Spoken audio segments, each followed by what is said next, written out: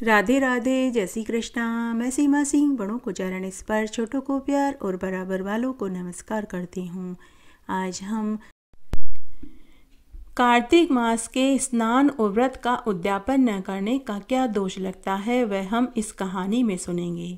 आइए अब हम कार्तिक मास में स्नान और व्रत का उद्यापन न करने के दोष वाली कहानी सुनते हैं।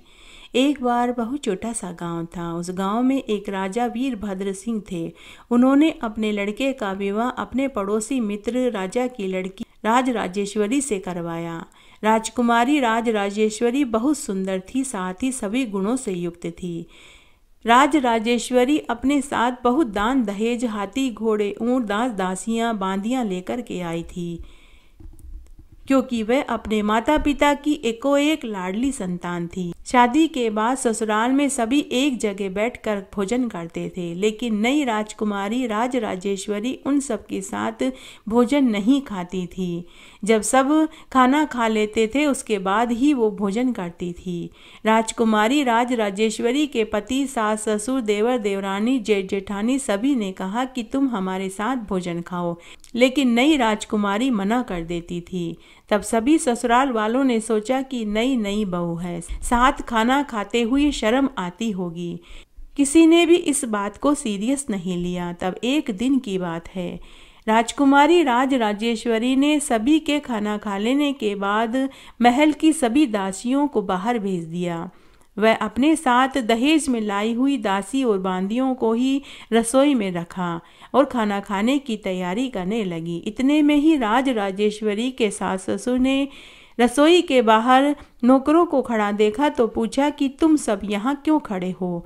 तब सभी नौकर नौकरानी बोले कि हुजूर, जब से नई राजकुमारी आई है वो जब खाना खाती है तो हमें भी रसोई के बाहर भेज देती है, केवल अपने साथ लाई हुई दासियों और बांदियों को ही रसोई में रखती है।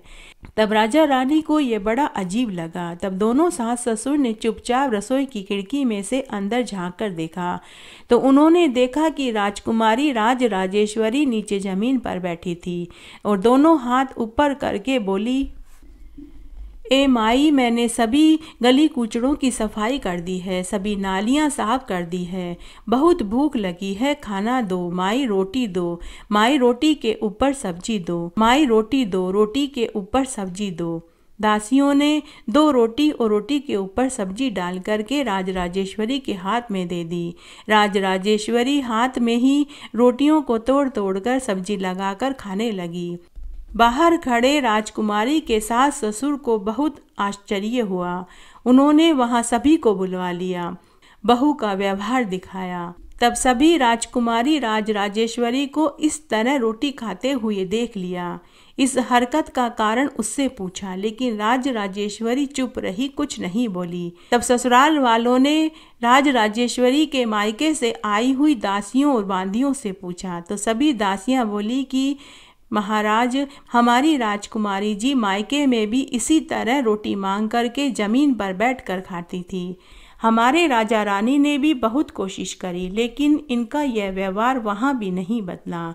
तब राजा रानी ने संदेश भेजकर राज राजेश्वरी के माता पिता को महल में बुलवाया और इस हरकत का कारण पूछा। तब राज राजेश्वरी के माता पिता ने कहा कि हमने आपसे यह बात छुपाई, हमें माफ़ कर दीजिए, लेकिन हमने भी अपनी बेटी को कई बार थाली कटोरी टेबल कुर्सी पर खाना खिलाया, लेकिन यह ऊपर बैठकर खाना खा ही नहीं पाती थी, और अगर हमने कभी ज़बरदस्ती खिलाने की कोशिश करी तो यह बीमार पड़ जाती थी और उल्टियाँ करने लगती थी। तब राज राजेश्वरी के सास ससुर और माता पिता ने काशी बनारस से एक ज्ञानी महात्मा जी को बुलाकर इसका कारण जानना चाहा। तब महात्मा जी ने कहा कि आप मुझे 1 दिन का समय दीजिए। तब महात्मा जी ने अपनी पोथी पानी खोली। तब महात्मा जी ने इसका कारण पता किया और 1 दिन के बाद उन्होंने बताया कि राजकुमारी राज राजेश्वरी पूर्व जन्म के कर्मों का फल भोग रही है। आपकी बहू राज राजेश्वरी पूर्व जन्म के कर्मों को भोग रही है। राजकुमारी राज राजेश्वरी पूर्व जन्म में शूद्र कुल की महिला थी, लेकिन बड़ी ही धर्मात्मा और धार्मिक प्रवृत्ति की थी। यह हर साल कार्तिक, बैसाख, माघ मास स्नान और व्रत किया करती थी। हर एकादशी, पूर्णिमा, गणेश चतुर्थी का भी व्रत पूरे विधि विधान से करती थी। करवा चौथ, तीज त्योहार के भी व्रत करती थी, लेकिन इसने किसी भी व्रत का उद्यापन अपने जीवन काल में नहीं किया। इसीलिए पूर्व जन्म का यह एक दोष राजकुमारी में रह गया। पूर्व जन्म में इसने कार्तिक, बैसाख, माघ मास, स्नान, एकादशियों का व्रत किया। उसका फल इस जन्म में राजकुमारी का जन्म पाकर मिला, लेकिन पूर्व जन्म में किए व्रतों का उद्यापन न करने का दोष रह गया है। तब राजकुमारी के माता पिता और सास ससुर ने महात्मा जी से इस दोष का निवारण पूछा। तब महात्मा जी बोले कि इस दोष का एक ही निवारण है कि हर एक व्रत का अलग अलग उद्यापन करने पर साल भर लग जाएगा। उसके बाद राजकुमारी का यह दोष मिट जाएगा। तब राजराजेश्वरी के सास ससुर और माता पिता ने कार्तिक, बैसाख, माघ मास, एकादशी, पूर्णम, तीज, करवा चौथ सभी व्रतों का एक एक करके उद्यापन करवा दिया। पूरे विधि विधान से धूमधाम से खूब दान पुण्य करवाया। 1 साल के बाद राजकुमारी राजराजेश्वरी के पूर्व जन्म का यह दोष मिट गया और वह बिल्कुल सही होगी। इस तरह अगर व्रत करते हैं तो व्रतों का उद्यापन जीवन काल में ही कर देना चाहिए। अगर एकादशी का व्रत करते हैं तो 26 एकादशी का व्रत करने के बाद उद्यापन करें, नहीं तो इसका दोष अगले जन्म में लगता है। तो हे भगवान, जैसे राजकुमारी राजराजेश्वरी को पूर्व जन्म की पीड़ा झेलनी पड़ी, ऐसी पीड़ा किसी को भी न झेलनी पड़े और बाद में राजराजेश्वरी को जो सुख मिला ऐसा सुख सभी को मिले। कहानी कहने वाले को, सुनने वाले को और हुक्कारा भरने वाले को।